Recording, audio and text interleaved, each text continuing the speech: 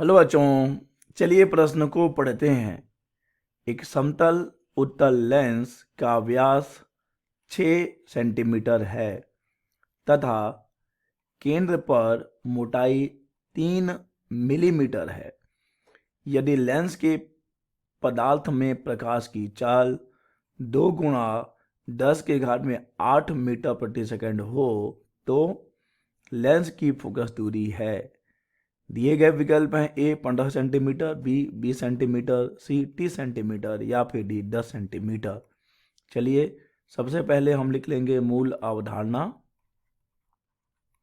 मूल अवधारणा जिस पर कि यह प्रश्न आधारित है, यह प्रश्न आधारित है लेंस अपवर्तन सूत्र पर। लेंस अपवर्तन सूत्र जिसे कि लेंस निर्माता सूत्र भी कहा जाता है, जो कि होता है 1/f बराबर mu minus 1 1/r1 minus 1/r2, जहाँ पर कि r1 और r2 लेंस के वक्रीय पृष्ठों की वक्रता त्रिज्याएं हैं। म्यू लेंस के पदार्थ का अपवर्तनांक है माध्यम के सापेक्ष और f है लेंस की फोकस दूरी। बच्चों यहाँ पर हमें म्यू का सूत्र भी मालूम होना चाहिए। अपवर्तनांक बराबर होता है c/v, जहाँ पर c है वायु या निर्वात में प्रकाश की चाल।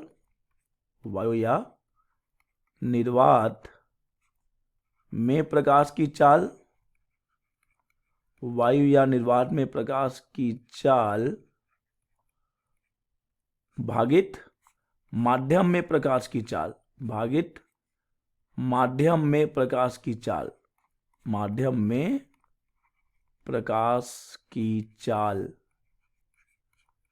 माध्यम में प्रकाश की चाल। चलिए प्रश्न को हल करते हैं। बच्चों प्रश्न में दिया गया है एक समतल उत्तल लेंस।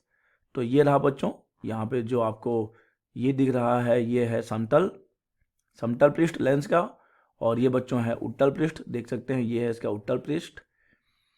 और यहाँ पर कहा गया है इसका व्यास 6 सेंटीमीटर है।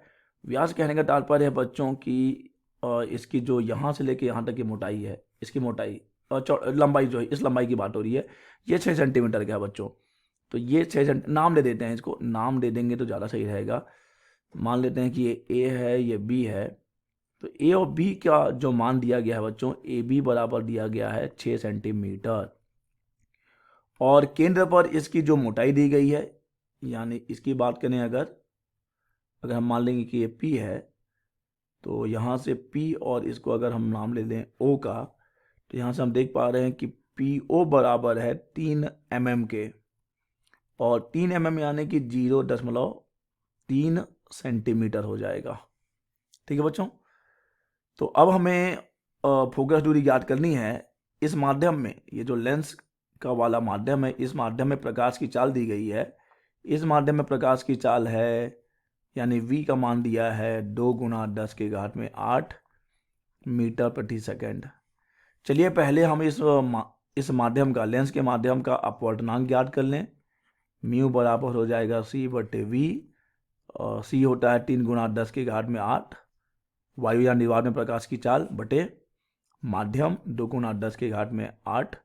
यहाँ से ये खत्म, तो उत्तर आ जाएगा 1.5। तो बच्चों हमें अपवर्तनांक मिल गया है 1.5, और अगर हमें ये लेंस सूत्र लगाना है, लेंस अपवर्तन सूत्र लगाना है, तो म्यू तो मिल गया हमें वक्रता त्रिज्या चाहिए होगी।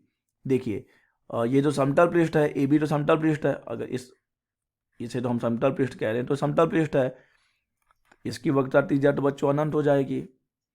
हमें चाहिए होगा इस R2 का मान। चलिए मान लेते हैं कि R2 का जो वक्रता त्रिज्या है वो R है।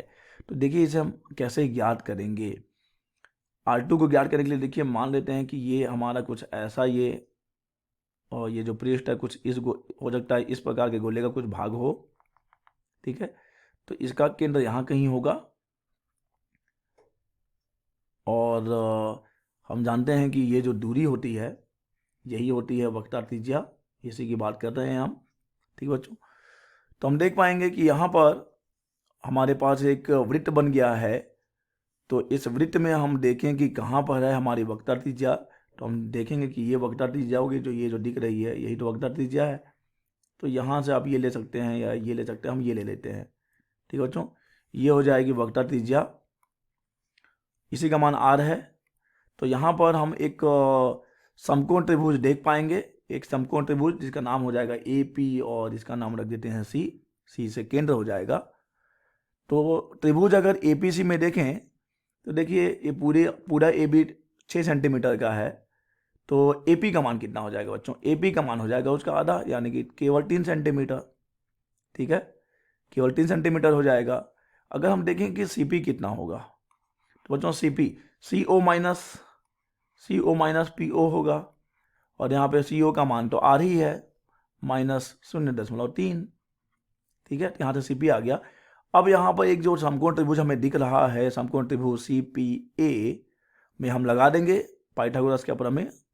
समकोण त्रिभुज CPA में पाइथागोरस प्रमेय लगा देते हैं बच्चों।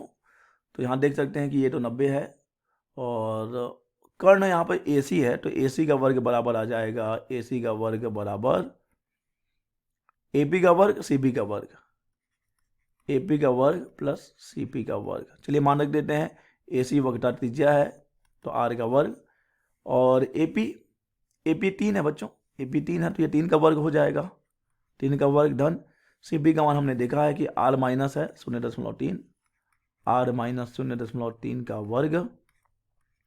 चलिए यहाँ से हमें R का वर्ग बराबर मिल रहा है 3 तिया 9 प्लस R का वर्ग धन 0.3 का वर्ग, जो कि हमें मिल जाएगा बच्चों 0.09 मिल जाएगा, और साथ में माइनस मिल जाएगा, और 2AB होता है, तो ये हो जाएगा 3 दूनी 6, यानी कि 0.6 R आ जाएगा। ये R का वर्ग कट जाएगा, और जब हम इसे पक्षांतर करेंगे तो ये हो जाएगा 0.6 R बराबर 9 प्लस 0.09, जो कि हो जाएगा 9.09, और यहाँ से R ये जाके भाग हो जाएगा।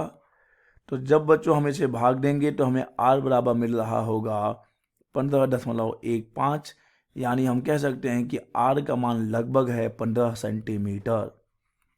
R का मान आ गया बच्चों 15 सेंटीमीटर। तो चलिए अब हम लगा देंगे अपना लेंस अपवर्तन सूत्र फोकस दूरी ज्ञात करने के लिए। हमने अपवर्तनांक पहले ही ज्ञात कर लिया है, अपवर्तनांक आया हुआ है 1.5। तो यहाँ से 1/f बराबर हो जाएगा म्यू का मान है 1.5 माइनस 1/r1 बच्चों, देखिए r1 का मान तो अनंत है, और यहाँ पर हो जाएगा माइनस, और 1/r2 का ही तो बच्चों हमने मान निकाला था, r2 का मान ही तो हम यहाँ पर r ले रहे हैं, और इसे हम ऋणात्मक लेंगे, तो ये -r यानी कि माइनस हो जाएगा 15 -15। तो 1/f बराबर 1.5 माइनस 1 यानी कि आधा, 1/अनंत हो जाएगा 0, माइनस माइनस प्लस 1/15, अर्थात बच्चों हमें f बराबर मिल रहा है 30 सेंटीमीटर। 30 सेंटीमीटर, तो सही उत्तर हो जाएगा C 30 सेंटीमीटर। आशा करते हैं बच्चों आपको यह प्रश्न समझ आया होगा। धन्यवाद।